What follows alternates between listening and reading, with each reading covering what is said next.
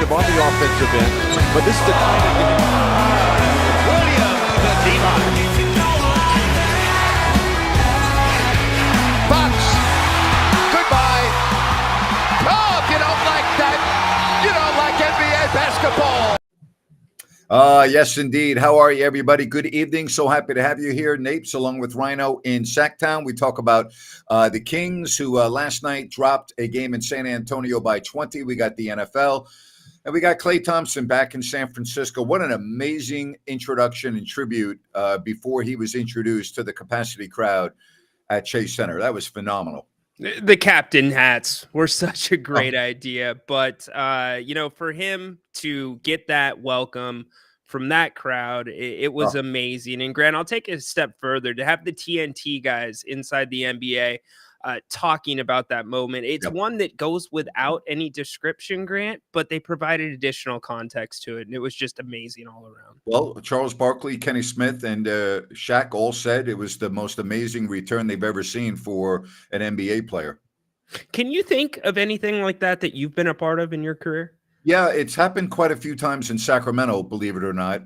But this was more before the video age and all of the social media stuff. But I always felt that Sacramento gave the most amazing ovations to their returning players of any arena, any team that I had ever been in my 32 years of announcing NBA basketball. Sacramento was always at the top of the list for giving a great tribute to former players when they came back. I've always felt like Sacramento gave a fair reaction to the players, whether it's a cheer or it's a boo. It seems like the fans here in town usually get it right for the most part. Yes, but most of the times it was cheers because most of the players that played here were revered and appreciated. And so pretty amazing. All I can say is there were some very special returns throughout the years of players that came back, and they always were extremely well received. There was an exception here or there, but that was few and far between. Yeah, pretty cool stuff. That's what makes this fan base so special. Yeah, absolutely. It is what makes it so special. So listen, if you want to get in on the program today, you got the links on the chat line. You got the QR code. So give us a holler, and we will do this. Also, I am looking for a little help today. All right. And my help is a rant with Grant. So if you have some rant ideas, pass them my way. All right. NBA tonight. The Suns, who play the Kings tomorrow, are in Utah, and it looks like they're going to win. They're up 110-98 with 3 minutes left. Mavericks and the Warriors, it's 48-41 halfway through the second quarter. And how about the Blazers? They're up 9 on Minnesota in Portland with 30 seconds left in the half. Yeah, they're giving it their best effort, and that's not what you want to see if you're the Kings. You got the Blazers coming up on the schedule, but it's the West. You never know what's going to happen, Napes. Yeah, you got the T-Wolves coming up on the schedule. Yeah, but you have Portland as well coming up soon, I believe. Yeah, but here's the point I'm making about this, and because you and I talked about this the other day.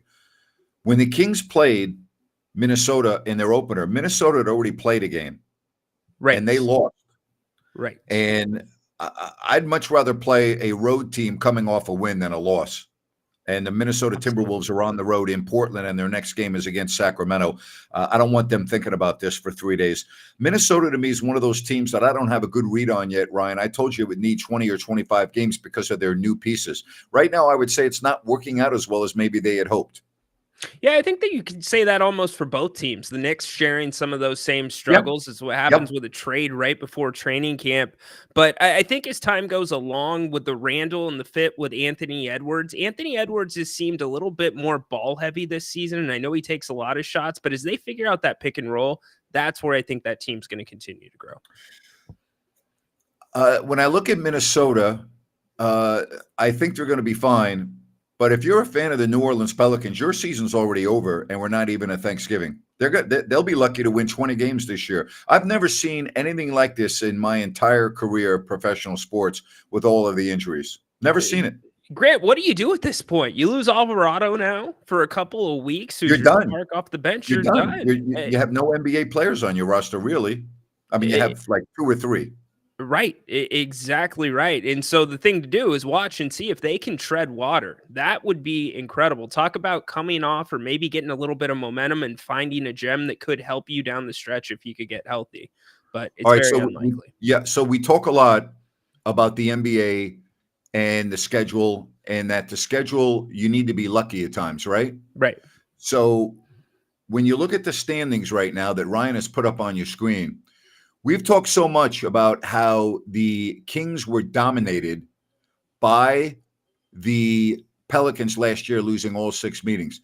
Unfortunately for Sacramento, they don't play New Orleans during that 3-game stretch in a week. All right, basically Right. a week. They play them on the 8th of February, the 12th of February, and the game before the All-Star break. 3 games against New Orleans, 2 on the road back to back. And by then, the forecast is they're going to have everyone back. If you had played New Orleans during 3 games now in a span of 10 days, you'd win all 3 games and you'd win them easily. Absolutely. It's how the cookie crumbles, unfortunately, Napes. It's one of those things where you're seeing Phoenix without Durant 2 times in a short period of time. So you get that benefit. But, the Kings, that's where they've got to take advantage of these opportunities and they've got to be ready. We went over the schedule on the 2:00 show today. There's not a stretch on that thing, Grant, where you're getting a lot of luck. And of course, we can't forecast the injuries going forward. It's going to be difficult, though. We talk about the bench of the Kings, and I think that's their biggest liability. You look at a team like the Warriors, who are off to a great start. I know it's only 10 games, but currently they have the highest scoring bench in NBA history. Yep, they've got the best bench also according to net rating. And that's what is helping Curry out in this career. Everybody's worried about what's going to happen. Are you going to bring in a bigger piece? They brought in more support. They developed players inside, which is big part of this new CBA. So great thing for them. And I'm going to give you a little bright spot for the Kings bench. Believe it or not, as bad as they are offensively, they have the best defensive rating for any bench in the NBA, 44.1. Who's this now? The Sacramento Kings. They have the best defensive bench in the NBA. Hard to believe. Yeah, that's where I don't believe all the statistics. 117 to 106, Phoenix is going to win. You know what's interesting about the Suns, unlike Mike Brown, because the Suns are able to utilize a bench, like a Grayson Allen played 25 minutes. They got other players. O'Neal played 22. The most minutes played by any starter for Phoenix tonight was only 33 by Devin Booker. Jones had 32, and everyone else was in the 20s, and Dunn only played 19. How about that? It's a balanced team, and that's without Durant, Grant. Without Durant. Yeah. So I want to get back to you, defensive rating. I'm not into the numbers like you are, and I don't mean this as a disrespectful or a slight to you. I think numbers sometimes are just numbers. Like I think that you can always take certain numbers and you can say, that doesn't make sense. All right. You can take certain numbers and go, yeah, but like, for instance, with the Warriors and their bench, the amount of offensive production and the points scored. See, to me, you can't like take those numbers and say, yeah, but. There's real meaning to that. Okay. There's real meaning to that. I look at the Kings bench and I don't give a damn what their numbers are. I don't care if they're number 1. I don't care what they are. Their bench is one of the worst in the NBA. So it doesn't matter to me if you want to throw out a number. It's like, to me, a NFL team that's really good against the run, but is horrible against the pass. Right. Well, at the end of the day, it's not about how many yards you allow rushing or how many yards you allow passing. It's how many yards you allow. It's how many points you allow. Like, right? I always hear, well, gee, they're really good against the run, but not so good against the pass. Get it. I don't give a damn about that. How many points do you allow? That's the only thing that matters in the NFL on defense. It's not about yards allowed. It's about points allowed. See, there's too many numbers. There's too many analytics. There's too many statistics for me that to me don't mean a damn thing. But Grant, this is defensive rating. Yeah, but so what? Do you think, out of all 30 teams, if I gave you, if I told you you were a general manager or a coach, and you can take any bench that you want, but you have to take all 30, ranking them 1 through 30. Where are you going to take the Kings on that list? Oh, towards the bottom of the list. Okay, so what difference does it make? The difference is they're sometimes not scoring, but they're also in places where they could take advantage of putting stops together, which they are doing. They are not offensively. So basically, what we're saying is the opportunity is there. They're handling one side of the floor. They've got to finish on the end of the floor. You put a halfway decent offensive effort forward there, you've got a decently complete bench by the numbers that can carry this team. We saw it last year after the All-Star break, Grant. Okay, but here's the other part of that. The starters for the Kings that you chronicled very well yesterday, 4 of their starters are in the top 12 in minutes played in the NBA, correct? Correct.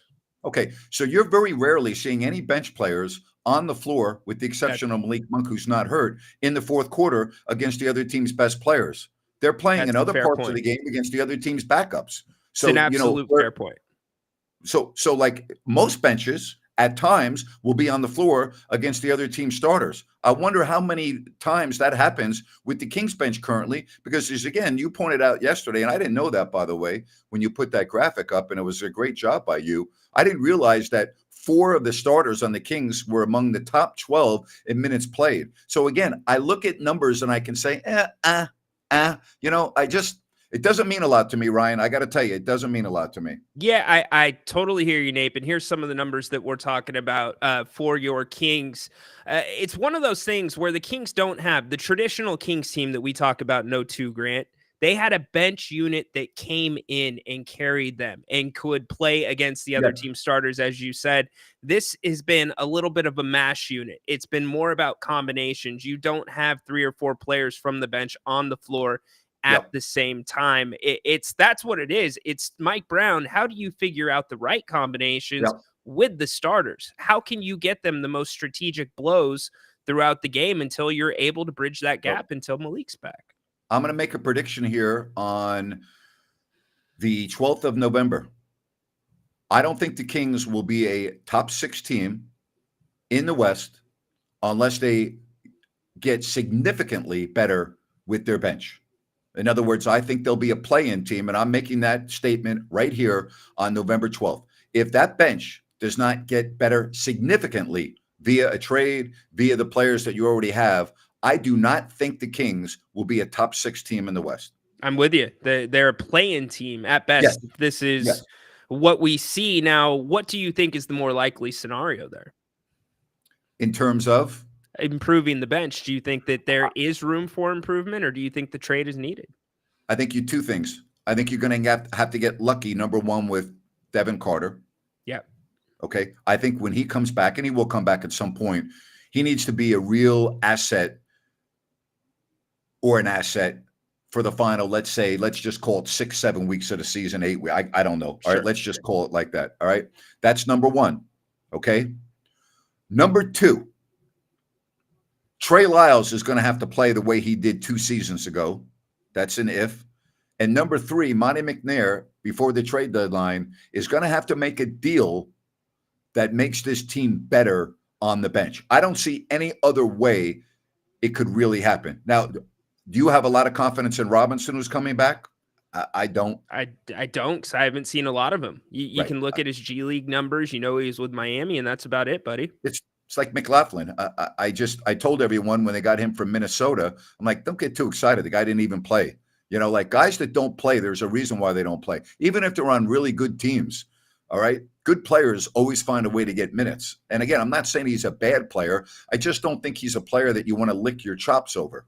So looking at the balance that the Kings have predominantly in that starting unit, only team in the NBA with 3 starters averaging over 20 points, is this maybe where Monty McNair looks and says, Kevin Huerter, could we do without and get more depth on that bench for the Kings? You said the other night, Keegan Murray, a name that a lot of people want to see in Sacramento for a long time, but a name that could bring a lot of value back, Napes. I think he's very much in discussions, if discussions are ongoing leading up to the All-Star break. And I'm not anti-Keegan Murray. I don't want people to do Grant stuff. No, I'm not anti-Keegan Murray. But here's the deal. To get an asset, you have to give up an asset. Bingo. Tyrese Halliburton but he healed Domantas Sabonis. All right, you have to. You're not getting an asset back without giving up an asset unless it's through free agency. Okay, or you are giving away assets to get money off the books, as we saw throughout the offseason. Like Bogdanovich, he was an asset, and the Kings gave him away, let him walk away for nothing, which to me is still the biggest mistake that Monty McNair has made since becoming general manager of this team. Yeah, that was a huge mistake. I put the trade deadlines right up there as well, Grant. We saw two teams in the Western Conference, and I've said this many times, that the Kings were ahead of at the deadline, get better on the edges, and it sparked their teams and put them further into the playoffs, in some cases, the NBA Finals. Yeah. Hey, I want to tell you about New Works Plumbing. They've got a fix for you, and they are available around the clock 24/7. Go to sackserviceplumbing.com or call the number on your screen, 916-713-1010. Again, New Works Plumbing. They will be there for you at any time of the day or night, sackserviceplumbing.com. New Works Plumbing, they've got a fix for you. And don't forget about your prime seafood and steak at Bennett's. Their daily happy hour, 2 to 6, sips and taste. Great share plates, tremendous prices on their wines. You know they have 60 different types of wine available by the glass. It's amazing. You'll love the prime seafood and steak at Bennett's. Don't forget about the weekend brunch. Just go to Bennett'sRestaurants.com and make a reservation. Sacramento, Roseville, and the West Side Grill in Rockland. That's Bennett'sRestaurants.com. Yeah, Bane, the Kings are 27th in allowing three-point percentage to their opponents, so third worst at guarding the three-point line, and they are fourth worst at allowing three-point attempts in the NBA. There you go. How about Condog? You want to get him on? What's up, buddy? Let's do it. What's up, man?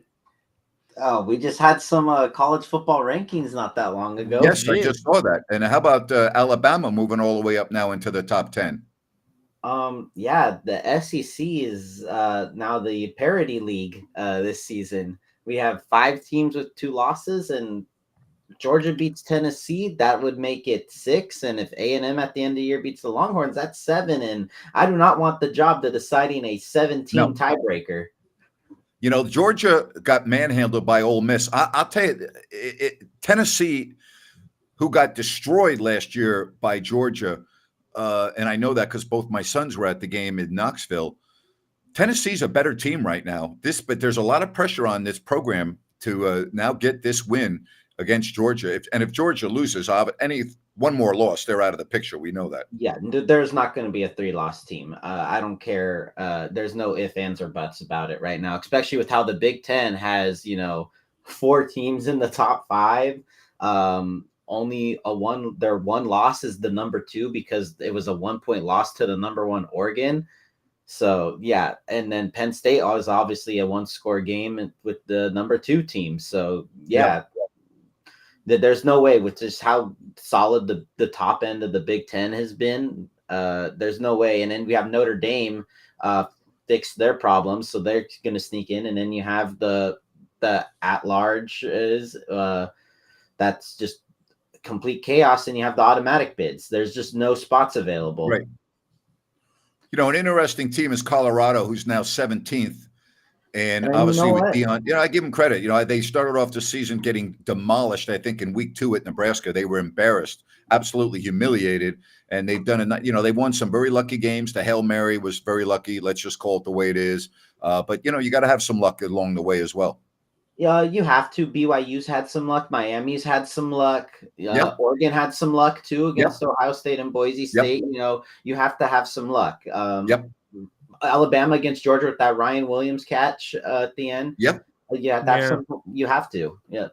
Regardless. I'm not sold on Alabama. I got to tell you, I've watched every game this year. They're very inconsistent. And I'm not saying that's not true of some other teams, but they're more inconsistent than I've seen in the past. You know what? First of all, I'm not a Brian Kelly fan. I think Brian Kelly's. I know that for a fact. Brian Kelly's the most overrated coach. I've never seen Brian Kelly win a big game, and that was the biggest game of the year for LSU. And not only did they lose, they got humiliated. And why LSU's got their starting unit on the field in the final couple seconds, and Alabama was bringing the house, and good for them. And you could see how upset Kelly was. To me, Kelly is so in over his head at LSU. When he became head coach of LSU, I came right out that day and I said, LSU will regret this. He's not made for LSU. He's not LSU. He doesn't have the oomph to coach at LSU, and you're seeing it. Yeah, the only thing that he has going for it is that last year he had a Heisman quarterback, so that might buy him He a did. few brownie points just for a little bit. And how But did that For work one out for him? year. For 1 year, though. He They transferred from Arizona State.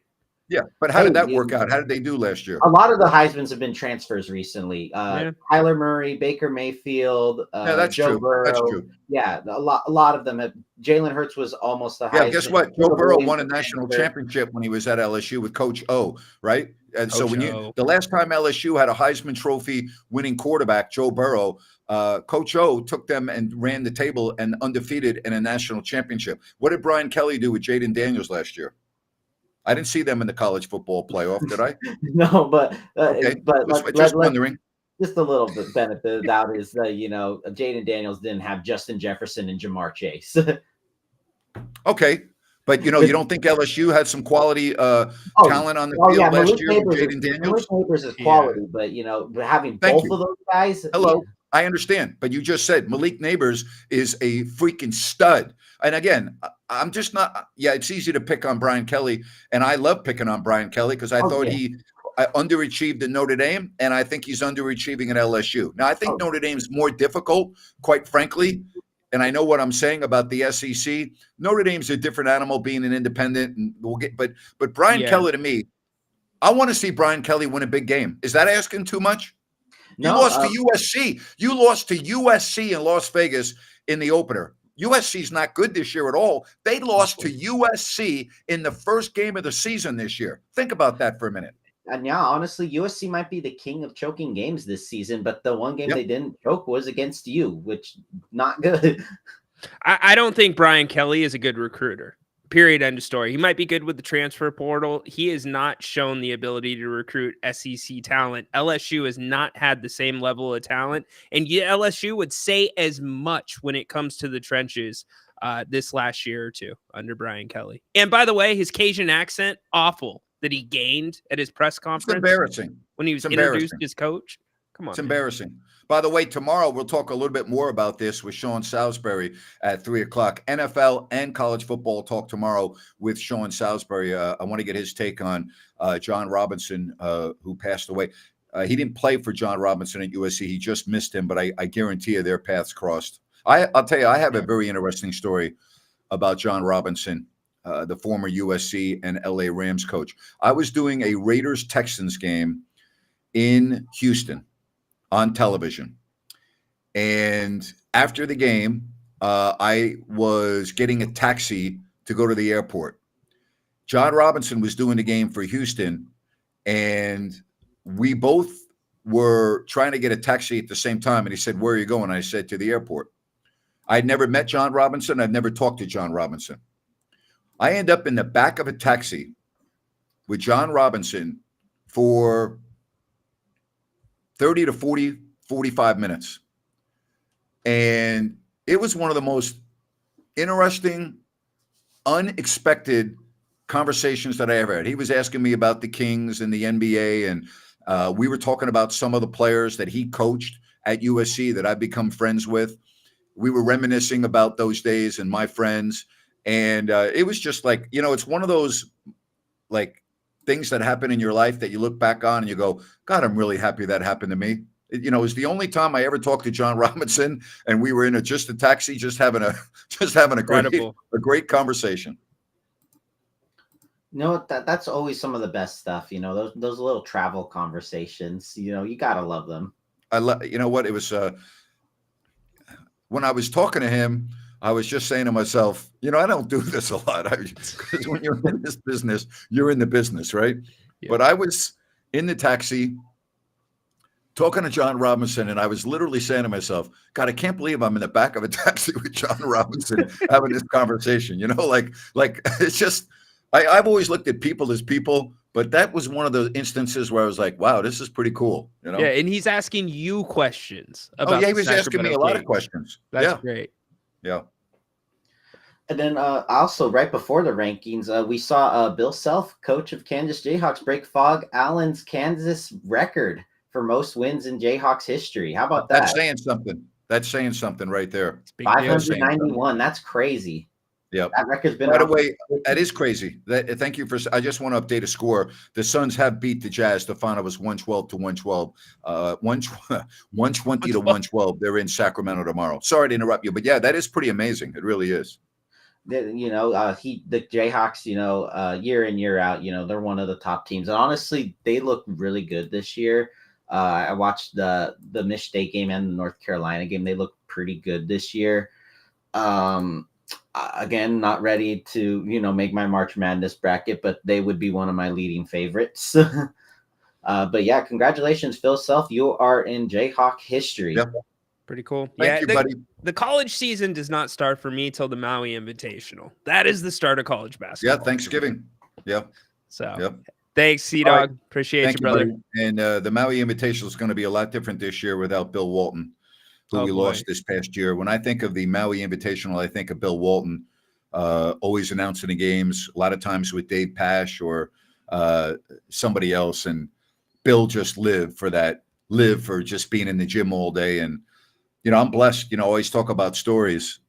I'm so blessed to have worked with Bill Walton on probably 40 or 50 games and was in China with Bill and just seeing Bill out. The last time I saw Bill was outside the locker room at Madison Square Garden talking to Luke. Mm-hmm. And I'm not a Grateful Dead fan. I'm not a Dead fan. I don't mind the Grateful Dead, but I'm not like a groupie. Do you understand? I'm not a Deadhead. I got you. I guess that's the best way to say it. So, I don't really know the names other than Garcia. You know what I'm saying? Right. So anyway, I walk by and Bill's there and he goes, "Hey, Bill Walton." I go, "Grant Napier. How are you, Bill?" And he goes, "I want you to meet a very good friend of mine, Grant." "Yes." And he's with the drummer of the Dead, Yeah. And he goes, and I'm like, "Oh, it's very nice to meet you." And Bill goes, "So how are you, Grant?" I said, "Bill, I'm doing very well, buddy. It's always great to see you." And, Luke's just sitting there laughing. And, it's really interesting because when Luke was coaching the Kings, I had some great stories about his dad and what it was like growing up with his dad. Wow. And he said that Bill loved to just get in the car and drive down the Baja and, cross the border into Mexico, with a whole bunch of beer and stop somewhere on the beach and just hang out and drink beer. You know what I mean? And he was talking about that. And then Scott Pollard was in San Diego for a period of time during his high school years and lived at the Walton's house. Oh, wow. I did not know that. Yes. And Scott shares stories about what it was like when Bill was around. Bill was a great, great man. Bill was extremely funny, passionate, out there in left field. We know that. And then when Danny Ainge was in Sacramento, I got to be very good friends with Danny. Yeah. And Danny told me a lot of stories about what it was like playing with Bill in Boston and what it was like flying with Bill and what it was like going out to eat with Bill on the road. And the stories are hilarious. So I had all versions of Bill Walton that I'm grateful that I had. And then I never in a million years thought I would ever work with him and announce games with him. Yeah. But I always tell broadcasters this. You have to understand when you're doing a live event, like what is it that the people really want when they watch a game? Well, first and foremost, they want to watch the game, right? Sure. That's why they're tuning into the game. But when Bill was doing the games with me, the Kings were awful, right? Yeah. So my attitude going in was this game is 100% about Bill. Yeah. Has nothing to do with me. I'm just going to play off Bill and I'm going to turn it into a 2.5 hour form of entertainment that has absolutely nothing to do with the Kings record. And that was my approach when I worked with Bill. And Bill never wanted to talk about anything before the game in terms of what we were going to discuss. Sounds like somebody I know. Yeah, that's right. And that's the way I've always done my shows. That's the way I've always run my life. And even when I gave speeches at luncheons, and stuff. Like I used to get asked, like Jerry, like Rotary clubs or banquets, or people go, "Can you be the MC? Can you speak? Can you?" I'm like, "Yeah, sure." I never once prepared anything. I never wrote anything down. I just went and started talking. Yeah. And then 30 minutes later, I'm like, I'm getting let's go get some questions, because I'm like talking to so many stories, and they love them. I mean, I'm not bragging, but the people Sure. love my stories. But I could just talk for hours without anything written in front of me. Sure. And really quick to Bill Grant, he was so passionate about the things that he loved: basketball, his family, obviously his bike in his latter years. But he was so genuine. Like your story about Grant, I want you to meet, Jerry Yeah. Garcia or whoever Oh, it was. yeah. It's not like it wasn't, I'm sure, just a courtesy thing. He wanted you to meet him. I He remember did. the first time that I got to go to the Walton house, and I'd been busting Tuffy's butt all year about it. I'm like, if I get in front of your dad, I'm going to say, what the hell is your dad's problem with the Kings? And he's like, well, do it. And I'm like, okay, I will. And so then the opportunity presents itself. He goes, Bill's office is that way. I'm like, I'm not doing that. Go do it. And so I go in and end up having a very nice conversation, about 5-10 minutes with Bill. He's kicked back, looking at the ocean. And at the end of the conversation, he goes, Ryan, tell your parents I said hello. And I'm like,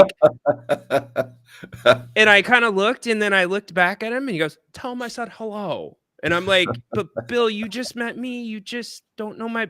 Anyways, he was just so passionate. He was the about real the deal. things. He was such a people person. Yes. And him and his wife, oh my God, they were such a great couple together. The best. They were the cutest thing Yeah. ever. So anyways. All right. Love Hey, before we go on, I'm going to do my rant. I don't need any ideas. I've got one. And a rant with Grant is brought to you by EDH Motors Automotive Reimagined. Just go to their website, edhmotors.com. A long overdue new concept.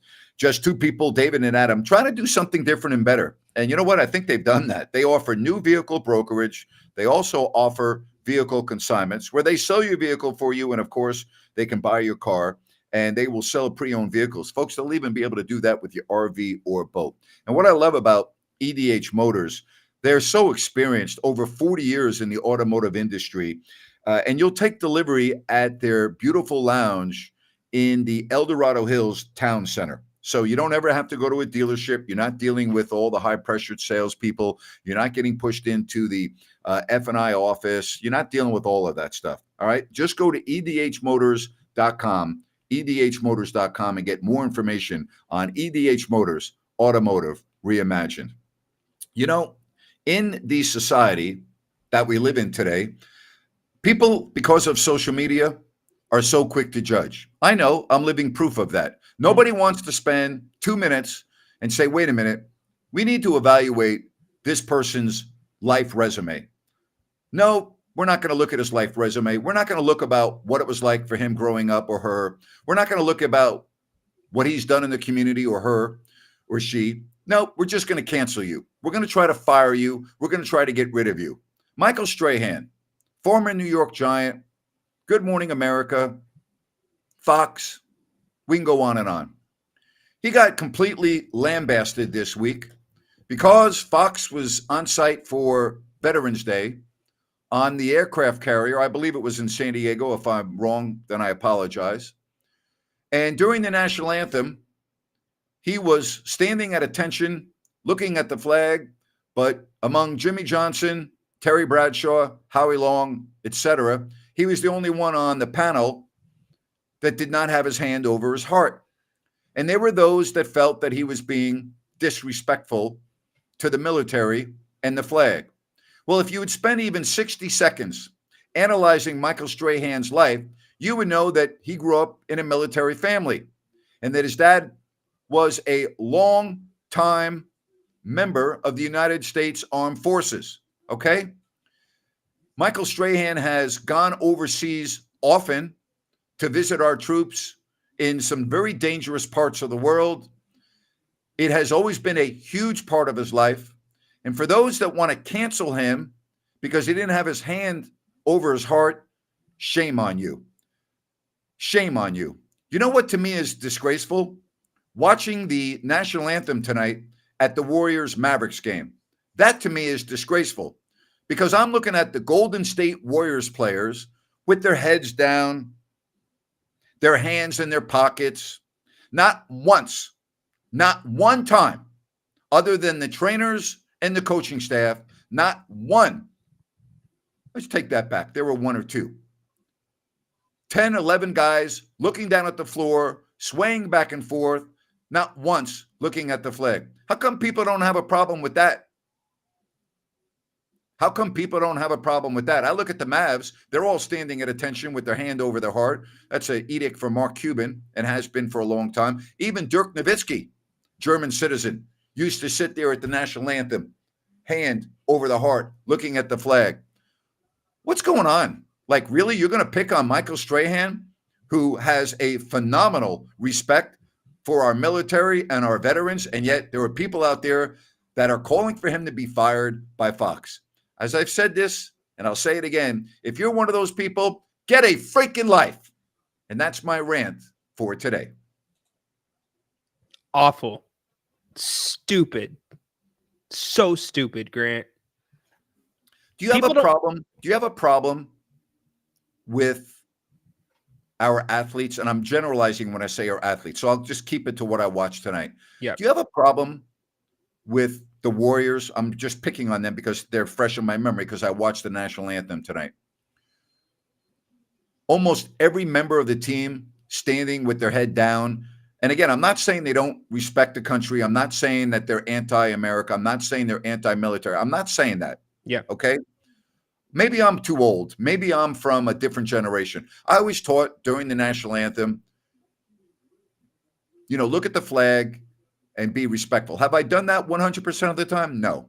Have I been at a game at Giant Stadium or Yankee Stadium or MetLife Stadium where I'm talking to my brother or a friend during the national anthem? Yeah, I have.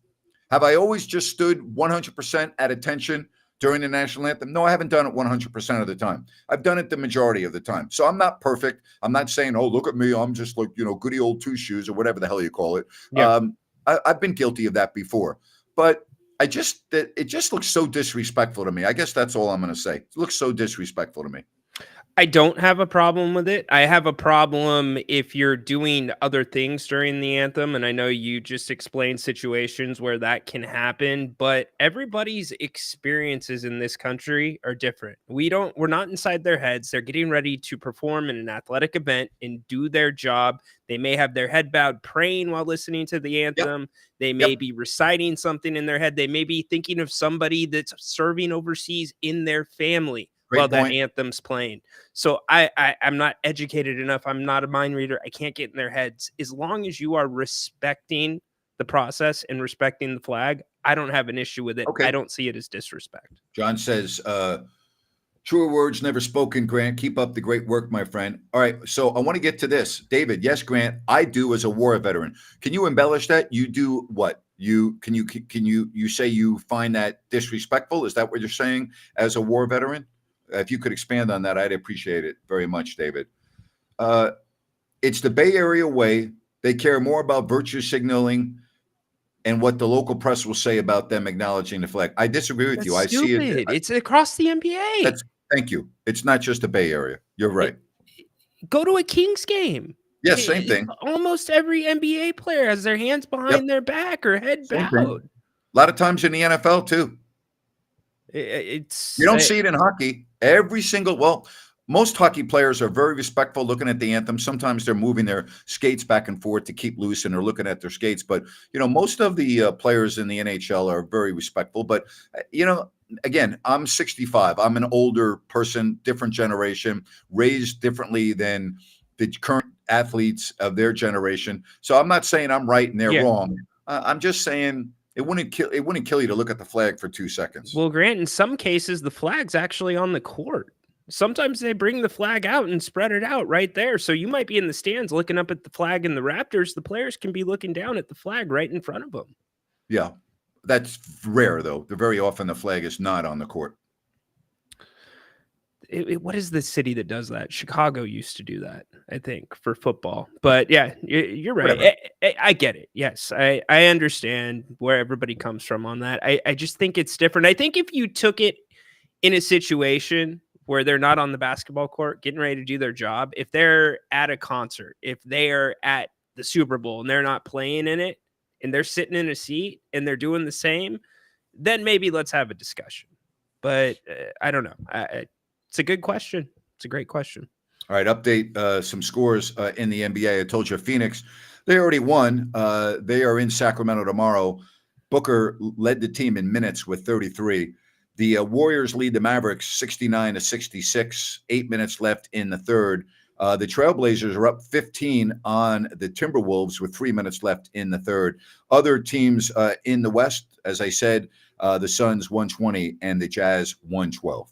And we should mention this. The group play has actually started tonight for the coveted NBA Cup. So a couple of these games are cups. You can see the groups for the Western Conference right there.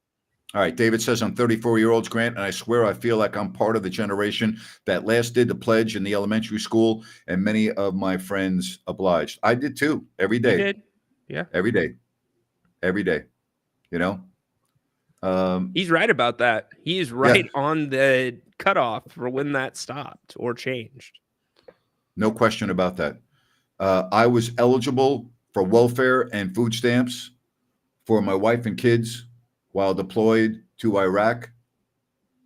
Discuss that. What would I want to discuss on that? I'm not sure what you want me to discuss. I mean, thank you for your service, by the way. I'm not being disrespectful to you. I don't understand what you want me to discuss. Did I misread that? Yeah, I think Jay's point is that veterans need to be taken care of better. Oh, yeah. I don't disagree with that.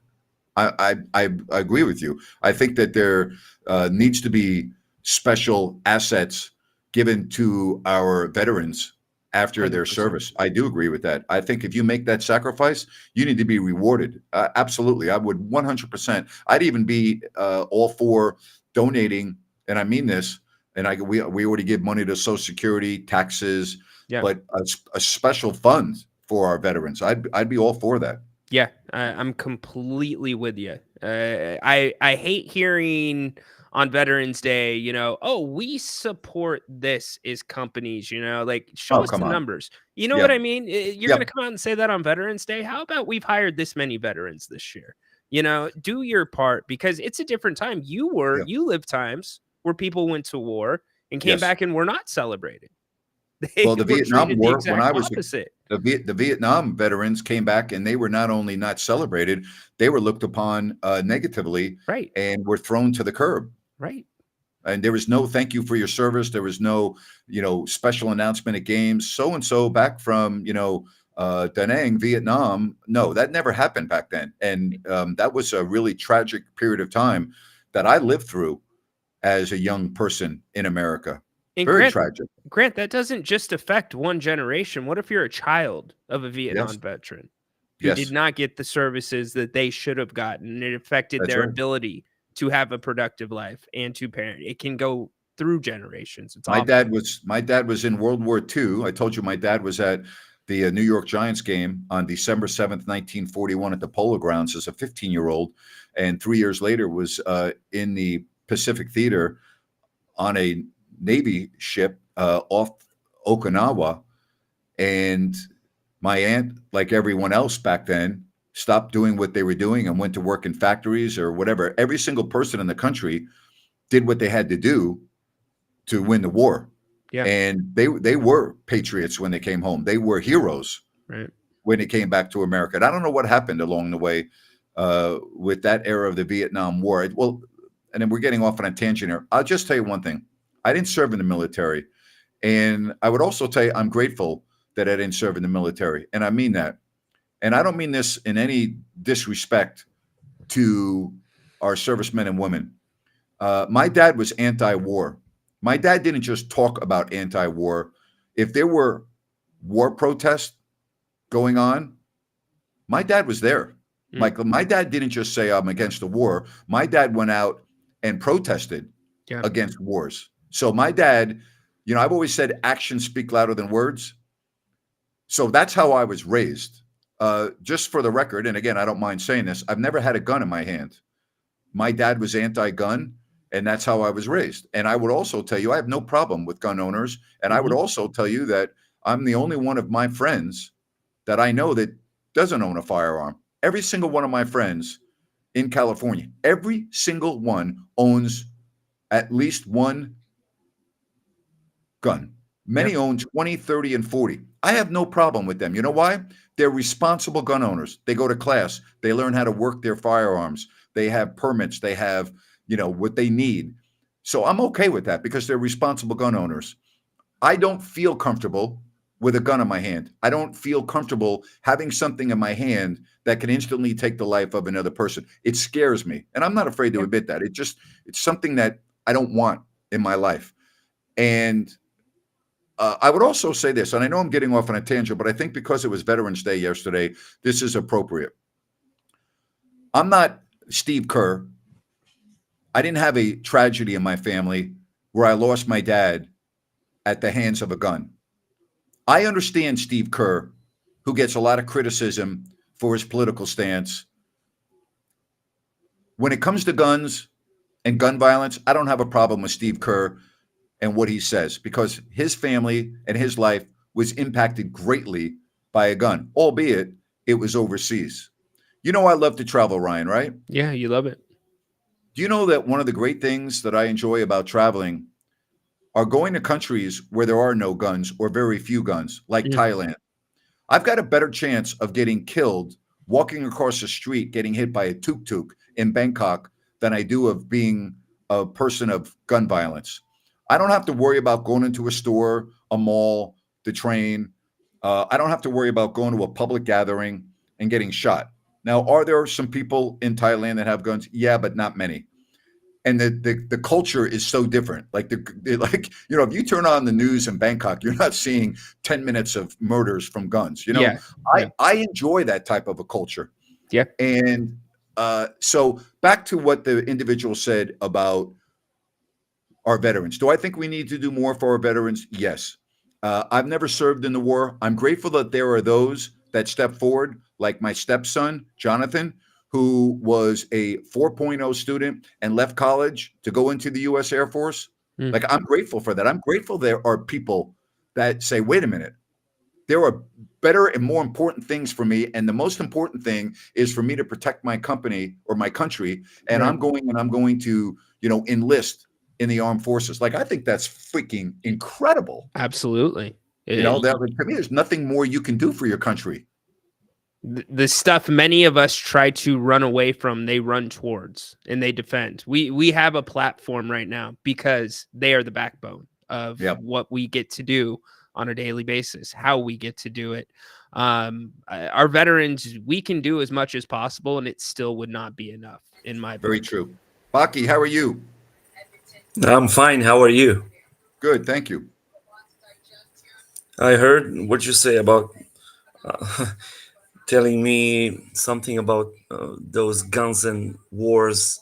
You know how it was in the history here in I sure the do. Balkans and Europe's, and boy. that's the something I will never like to talk about. And happening in the world is crazy. I mean, I understand that. Believe me, I understand. I think the number of wars going on in the world are enormous. So I hope it's going to stop. I don't think it will ever stop because I don't think that you'll ever have peace in the Middle East. I don't think that's achievable. Yeah. So I think that region of the world will always have conflict. It always has, and it always will. They will, but even I hope it's not going to be massive like this. This is absolutely crazy. I mean, we are sitting here watching NBA, watching the sports and living the life, and those people are under the ruins, and it's crazy. If you put yourself in that position, it's crazy. You're lucky to even breathe. Okay, I'm gonna switch to our game.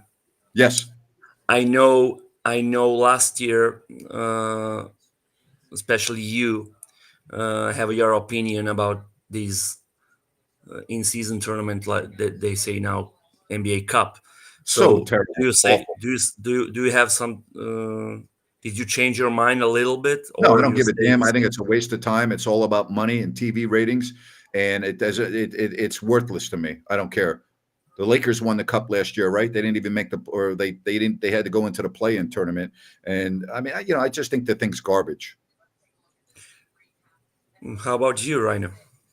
I'm with Grant. It's a way to drum up interest. I think there's different ways to do that outside of an in-season tournament, which is now the cup. I guess the good thing about it is you have guys on the team back end of the bench that can make some extra money that will be significant to them. But it's just another regular season game to me, Bach. I'm with you too, but I think there is only one positive thing we can pull out. I saw all the games tonight, and some of them are now on the screen. What I saw is the players are making great effort in those games. So those games are normal, regular games that you count in your way in your path to the playoffs. So if you're gonna play it for the win, and if you, let's say, if you're interested only in winning the game, nothing about those particular cup, maybe it's great if that kind of atmosphere can bring the guys to put something, I don't think the fans in this country care. They don't care. It's not like Europe. It's totally different. Your background and all of that stuff that you guys have in soccer and others, it's totally different here. The fans are not into it. They're just not. Yeah, it is. But I saw, I mean, in comparing with other nights, if we take all the games for one Which night. games did you watch really quick, Baki? Just so I have a point. I watched the crazy game Atlanta won in Boston. Okay. I watched the game Miami lost. Did you guys see how Miami lost the game? I did not. They lost 123 to 121 in overtime to Detroit. I didn't see how they lost. Grant, did you ever see in your life NBA game being lost by calling the timeout if you're out of the timeouts? Other than Chris Webber at Michigan, no. Coach Fisher? Spoelstra did it. You're gonna see it, and that's gonna be a top news of the NBA tonight. Okay. Spoelstra called the timeout after after Detroit scores for the draw, and he called it, and he tried to hide himself behind the bench, and the pretend is not called the timeout, but normally officials call the timeout and it's automatically technical. And now I don't know if they changed the rules. It's a free throw in the possession, isn't it? Mm-hmm. Yeah, Miami was in possession and he called the timeout, but yeah, they were timeouts out. So it was automatically technical foul, but not only one free throw, but they have the possession after that. Yeah, they get the ball. Yeah. Yeah, they get the ball. I don't know if that rule was before. No, I think that's always been the rule, if I'm not mistaken. Yeah. I remember it. Okay. I learned that rule playing the games when I was a kid, playing NBA games.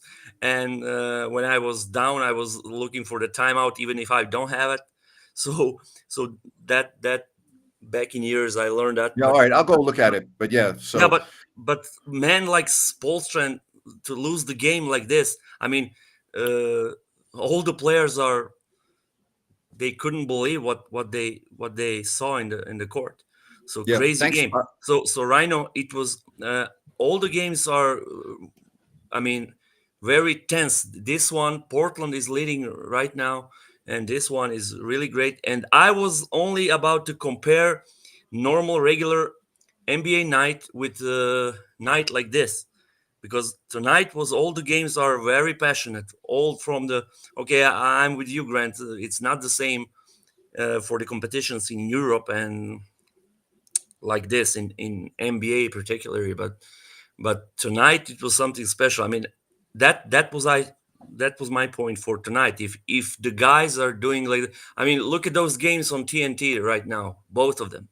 I mean, great games and great passion and effort from the players are the big level. So that's why I asked which games you watch. Sorry to cut you off, Baki, because the games on TNT both had big storylines going into them. Yeah. So I think the passion's going to be up a little bit there. But if the fan bases are reacting to it, then it's good for the teams. The only thing that's bad is it's a false reality that your team has done something. It's only good if you make it. It's only good if you're in the Final Four in Vegas. That's the only way it's good. That's the only. If fans don't give a damn if your team doesn't get to Vegas, they don't care.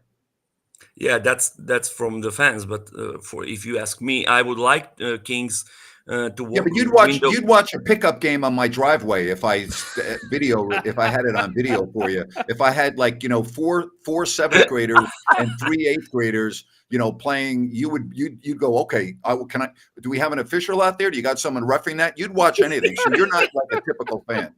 Yeah, you know your brother Gemini. You know me. You know me great. You know me not good but great. Hockey, love it. You have a great day in Serbia, my friend. Thank you. You too, guys. Hey, right. Grant, really quick. And I'm right. Everyone knows absolutely. I'm right. Baki would watch. Yeah. If the production value was garbage, if it was on your ring cam, he would be all over it. He'd be breaking it down. Anyway. Hey, real quickly, I want to get to Sunrise Landing, and then I'll get right back to you, my friend. Sunrise Landing, all you need to do is go to CalusaSunrise.com. You can check out everything that they have to offer, various lot sizes, beautiful models. Remember, there's no Melrose, there's no homeowners from this Blazona development project at Sunrise Landing. Easy access, I-5, Highway 45, Highway 20. Adjacent to the Calusa Golf and Country Club is where you'll find Sunrise Landing. Once again, CalusaSunrise.com, and you'll be able to check out Sunrise Landing. Yes, sir, Ryan. Yeah, we've already hit on the Suns and what they've done tonight with their victory over the Jazz. The Blazers up 13 right now on Minnesota. 9 minutes left in the fourth quarter in that one. All right. What do you have? We got a busy day tomorrow. Sean Salisbury at 3. Mm-hmm. Jerry Reynolds joins us at 4. Then we got the Kings and the Suns, Rhino with the pregame show, Jerry at halftime, and then we take your phone calls on the postgame show. So this is the place to be tomorrow. Action-packed, wall-to-wall. Full steam ahead. Gonzo, thank you so much for the super chat. I'd love the tourney. It's got him sweating like a fat girl, Grant. Hey, you don't get us in trouble here, all right? All right, Rhino, a good show this evening, my friend. And we'll look forward to a non-stop day tomorrow here on If You Don't Like That. Please subscribe if you have not already done so. And take a second. Hit the thumbs up button, would you? See that little thumbs up? Just click on it.